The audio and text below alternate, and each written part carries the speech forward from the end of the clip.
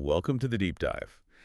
This one is specifically crafted for you, the learner, because we are pulling from this massive, highly technical financial guide all about retirement tax minimization. Yeah, it's quite the manual. Really dense stuff in there. Oh, absolutely. And, when people spend decades saving for retirement, they tend to just hyper-focus on this single massive number.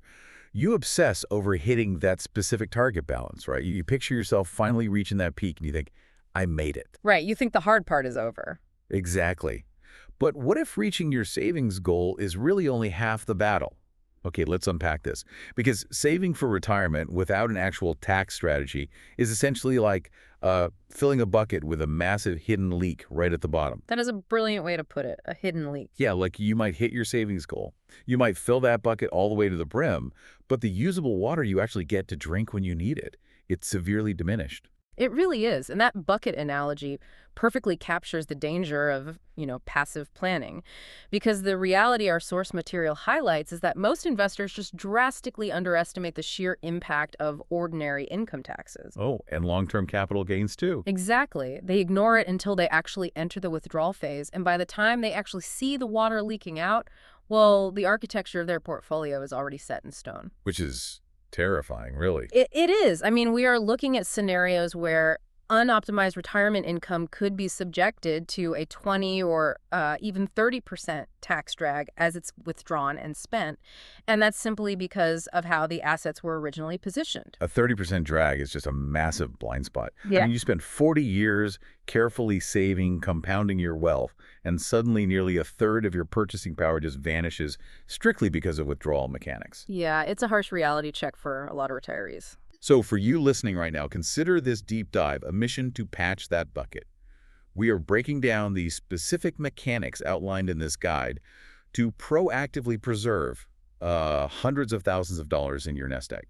And looking at the source, it all seems to start with the architectural foundation, right? Yeah, exactly.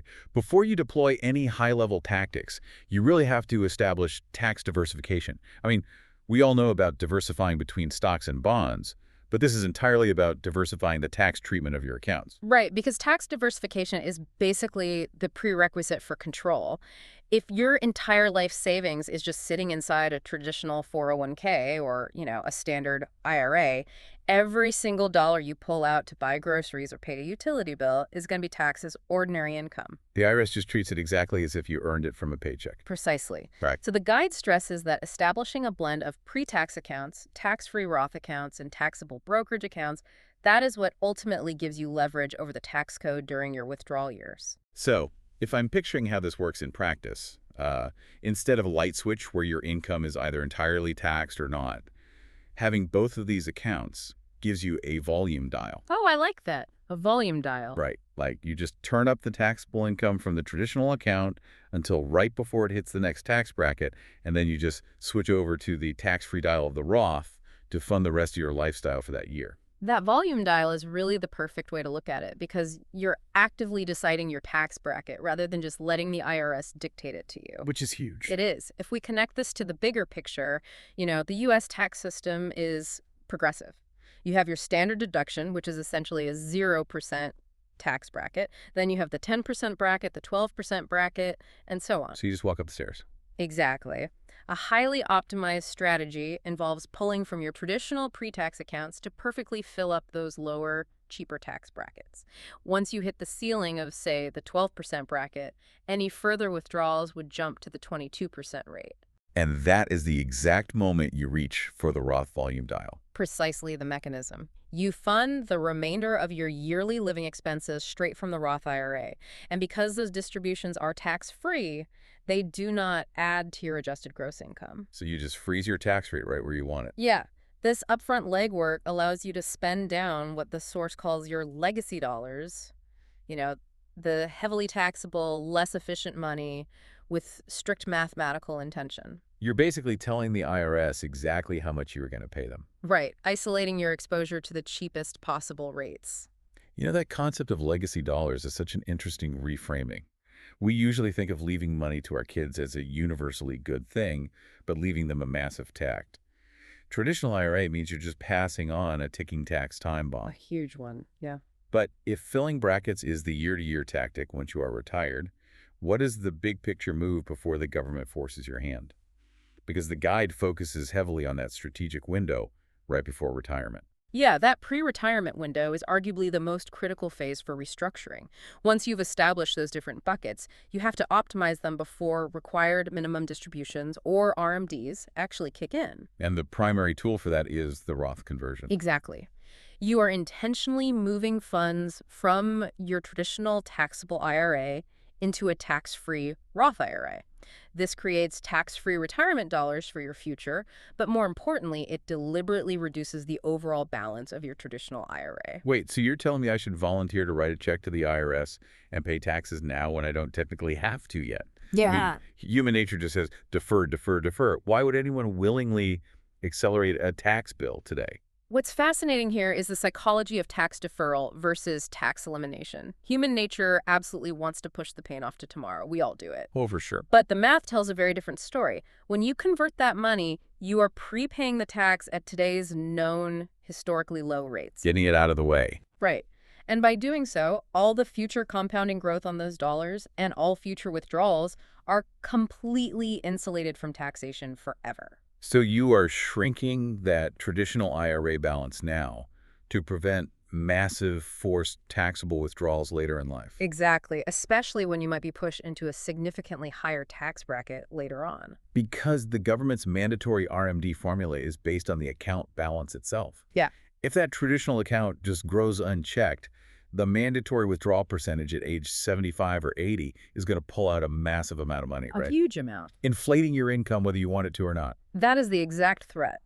But, the source material is very clear that a Roth conversion requires really calculated timing.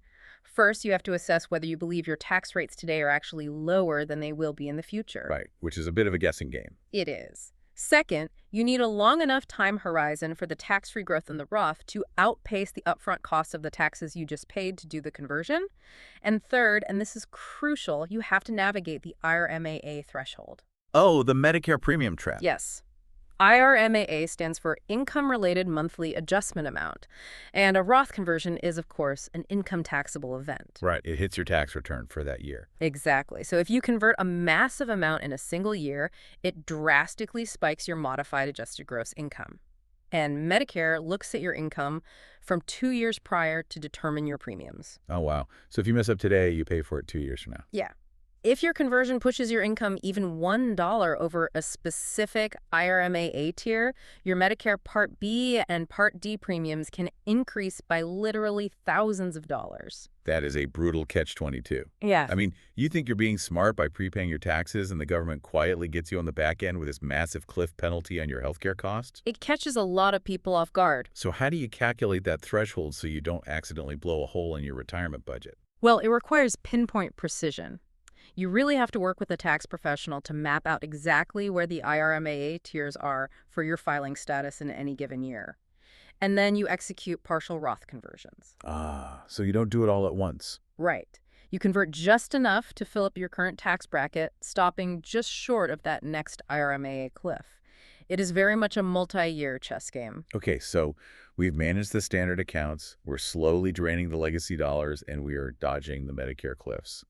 But the guide reveals that some of the most powerful tax-free retirement accounts weren't actually designed for retirement at all. Yeah, the tax code is full of highly effective vehicles that function as stealth retirement accounts, but only if you understand their underlying mechanics. Here's where it gets really interesting. This is like finding out your standard Swiss Army knife has a hidden compartment inside. The guide highlights the health savings account, the HSA. A fantastic tool. Now, most people know an HSA is triple tax advantaged for medical expenses.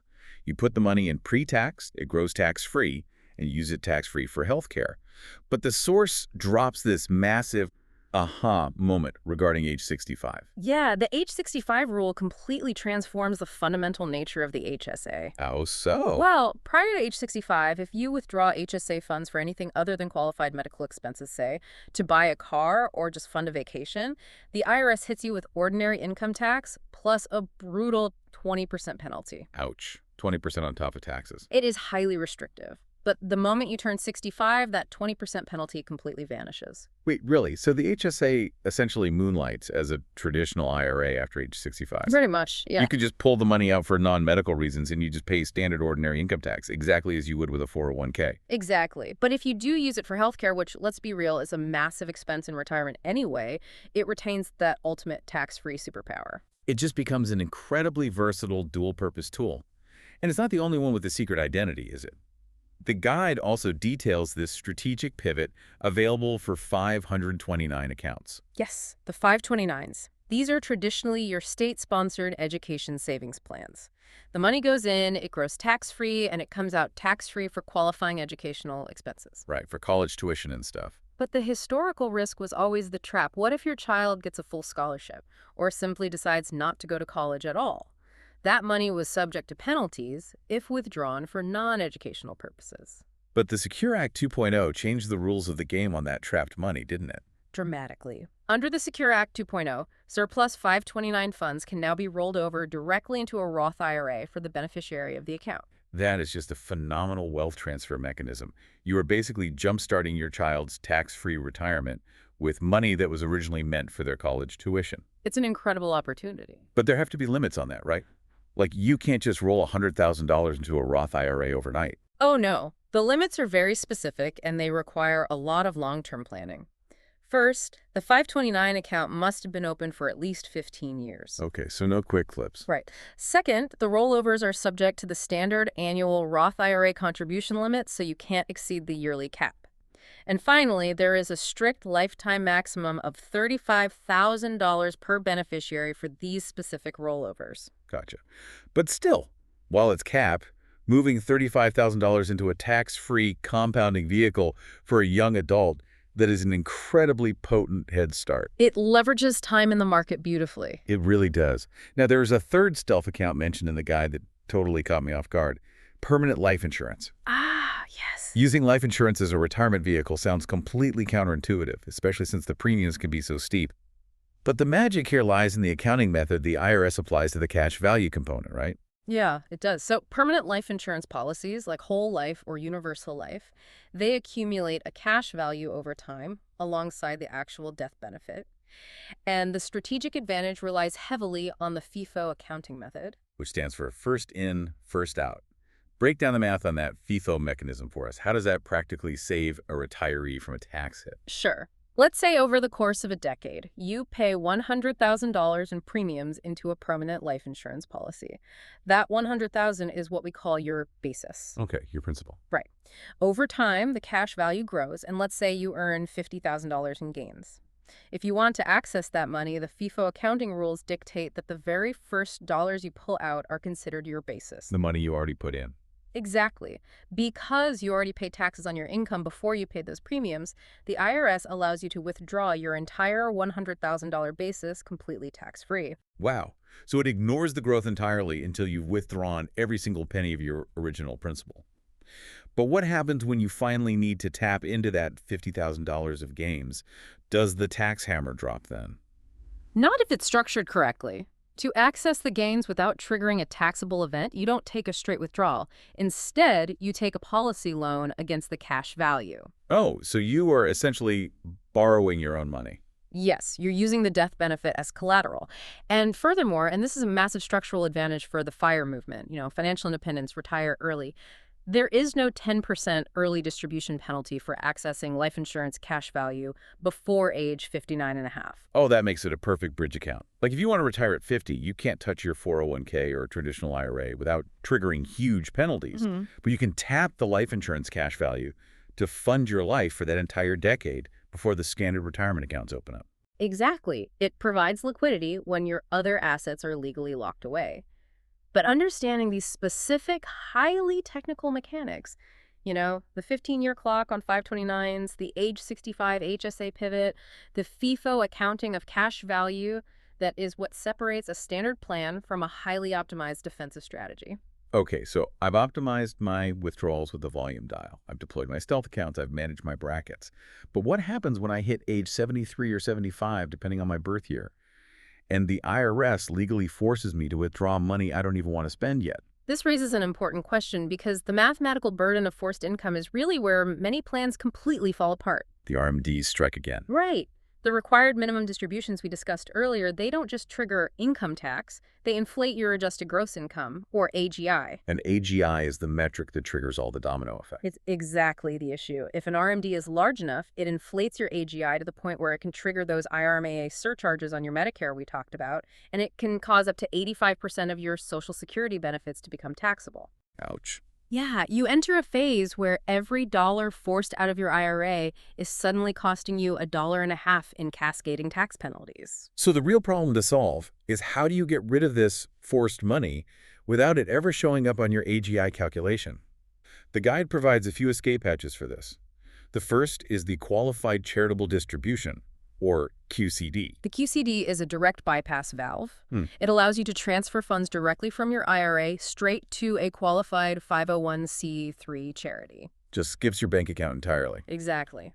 The beauty of the mechanism is that the distribution counts towards satisfying your mandatory RMD for the year, but the money never actually passes through your hands. Therefore, it is completely excluded from your adjusted gross income. Okay, but if the goal is to have enough money for yourself in retirement, why is giving it away to a charity considered a strategy for the retiree? I mean, it seems like it only really benefits the charity. Well, it is a strategy strictly for those who are already charitably inclined. Ah, I see. If a household already plans to, say, tithe to their church or donate to an alma mater or a local food bank, writing a check from their post-tax checking account is just highly inefficient. Because they already pay taxes on that checking account money. Right. By using a QCD, they satisfy the IRS mandate using the most heavily taxed dollars they own, which protects their Social Security and Medicare premiums from spiking. They fulfill their plan giving while surgically avoiding that AGI trap. That makes perfect sense. You're just routing the money you were going to give away anyway through a channel that legally cancels out your tax penalty. Yeah. And the guide also mentions a similar mechanism for those who have heavily appreciated assets outside of their retirement accounts. Yes. Gifting highly appreciated stock. This is a great one. How does that work? So if you bought shares in a company for $10,000 years ago and they are now worth $100,000, selling those shares triggers a massive capital gains tax on that $90,000 of growth. Which nobody wants to pay? Right. But if you transfer those shares directly to a charity, you bypass the capital gains tax entirely.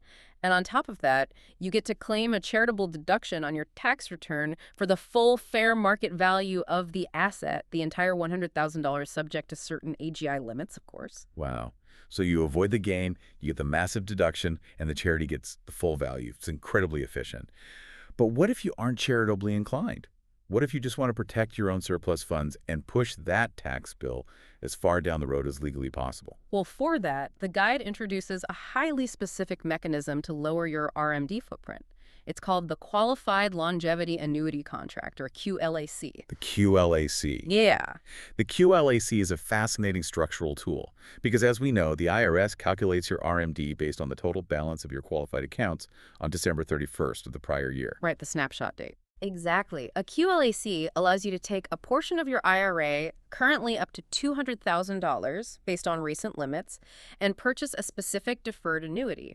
The moment you do that, those funds are legally removed from the account balance used to calculate your RMDs. You essentially carve out a chunk of your nest egg, hide it in a QLAC, and just say to the IRS, you can't base my mandatory withdrawals on this money anymore.